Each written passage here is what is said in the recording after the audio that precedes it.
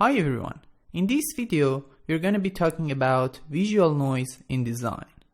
Visual noise, as you can guess from its title, is all about a screen or part of a digital product which has so much information and many elements on it.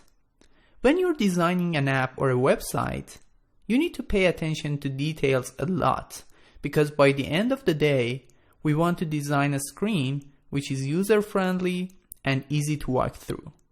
So make sure to eliminate all the unnecessary elements or information from your screen. If you're not sure whether your design has visual noise or not, it is recommended to ask for users' feedback. If you look at the pictures on the right side, you can see that we have two different screens. In the left screen, there is no visual noise, and it is great in terms of UI design.